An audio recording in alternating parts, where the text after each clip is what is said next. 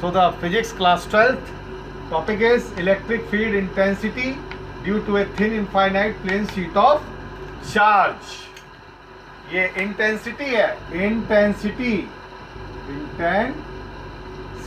Okay, एक thin infinite plane sheet के कारण। ये देखिए मैंने फिगर में दिखाया है, काली वाली शीट है, पतली शीट है, ये थिन है।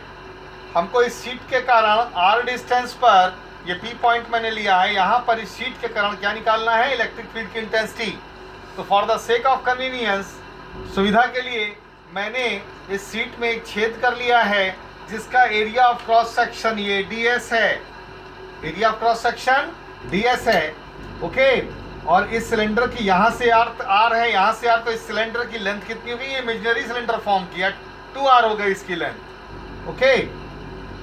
तो हम करेंगे क्या कि हमने राइट साइड में एक P पॉइंट ले लिया, ऐसे ही एज वेल एज यहाँ पर सिलेंडर के दोनों एंड्स पर, सर्कुलर एंड्स पर एक P पॉइंट लिया है यहाँ पर।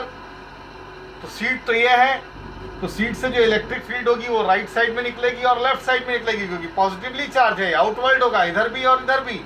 तो इलेक्ट्रिक फील्ड की इंटेंसिटी यहाँ पर मैंने E आउटवर्ड दिखाया है, ये एरिया ऑफ क्रॉस सेक्शन है, एरिया एलिमेंट, ये ds हो गया, ठीक है। तो ये है कहानी इसकी, बाकी नोट्स आप नोट कर लीजिएगा। आप यहाँ एक बात अच्छी तरह समझा दूं, यहाँ पर इलेक्ट्रिक फ्लक्स का जो फॉर्मेशन होगा वो कितने तरीके से इलेक्ट्रिक फ्लक्स का फॉर्मेशन होगा, देखिए ध्यान से। एक तो ये है सर्कुलर एंड, सर्कुलर एंड्स पर इलेक्ट्रिक फील्ड का डायरेक्शन और ये जो एरिया एलिमेंट है वेक्टर, ये पैरेलल है, यानी इनके बीच का एंगल 0 है, ठीक है। तो जब 0 है तो इसका कंट्रीब्यूशन होगा, इसका कंट्रीब्यूशन होगा इलेक्ट्रिक फ्लक्स के फॉर्मेशन में, और इस वाले का कंट्रीब्यूशन होगा, दोनों सर्कुलर एंड्स का होगा। लेकिन अगर हम कर्व्ड सरफेस की बात करें, इसके कर्व्ड सरफेस की सिलेंडर की बात करें जो कि इमेजिनरी है, E तो यही रहेगा बच्चों, लेकिन ds ये देखो ये हो गया कर्व्ड सरफेस पे, तो ये पूरा एंगल कितना हुआ, 90 डिग्री का। चाहे यहाँ ले लो चाहे यहाँ ले लो, 90 डिग्री का होगा। That means there will be no contribution given by the curved surface of this cylinder because the angle between E and ds is 90 degree, यानी कर्व्ड सरफेस का सिलेंडर के कोई भी कंट्रीब्यूशन इलेक्ट्रिक फ्लक्स के formation में नहीं होगा, केवल सर्कुलर एंड्स का होगा। आइए पेज नंबर 2 पर, पेज नंबर 2 पर देखिए। At the cylindrical edges A and B मैं समझा चुका हूं, कोई भी नहीं होगा। देयरफॉर जो सर्कुलर एंड्स पर है, 2 एंड्स हैं, electric flux over these edges क्या होगा, 2 एंड्स हैं तो 2 से मल्टीप्लाई कर दिया, E डॉट ds, E और ds के बीच का एंगल 0 है तो E ds cos 0 की वैल्यू 1 होती है, okay.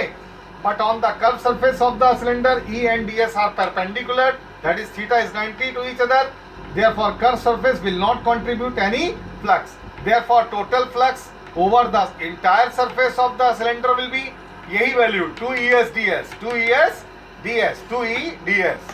Now total charge enclosed by the cylinder कितना होगा, सिलेंडर में कितना चार्ज, हमें मान लीजिए Q है चार्ज, ओके। शीट पर चार्ज Q था, मान लीजिए Q चार्ज है तो क्रॉस मल्टीप्लाई करेंगे तो क्या आएगा भाई, सरफेस चार्ज डेंसिटी क्या होती है, charge upon area, surface area, यानी Q इक्वल टू क्या होगा, सरफेस चार्ज डेंसिटी को मल्टीप्लाई कर दीजिए ds से। अब गॉस लॉ अप्लाई कर दीजिए, ये जो फ्लक्स है 2e ds इक्वल टू क्या होता है गॉस लॉ के हिसाब से, चार्ज अपॉन एप्सिलॉन नॉट, तो Q अपॉन एप्सिलॉन नॉट, क्योंकि Q चार्ज कंटेन कर रहा है उस सिलेंडर के अंदर।